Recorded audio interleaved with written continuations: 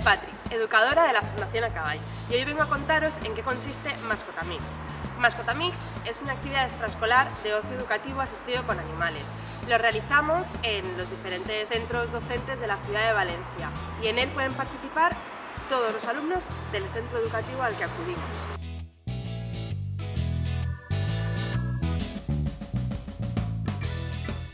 ¿Por qué realizar una actividad extraescolar de ocio educativo asistido con animales? Pues principalmente tres son los motivos. Uno, por la motivación que genera en los niños estar en contacto con animales. Segundo, porque hay un montón de evidencias que demuestran que son muchos los beneficios que recibimos las personas al estar en contacto directo con animales. Y tercero, porque crecer jugando es algo imprescindible y en Acabay creemos en esa filosofía. En Mascotamix, cada mes del curso escolar acude al cole un animal diferente, para que así los niños puedan conocer diferentes animales. Y los animales que participan en este taller son los diferentes perros de la fundación, conejos y pequeños roedores, tortugas, aves como gallinas, ninfas, periquitos y peces.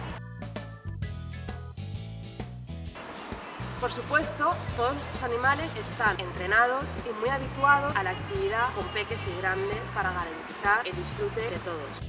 Porque el bienestar animal es imprescindible para nosotras. Porque animales felices, sesiones felices. ¡Adiós!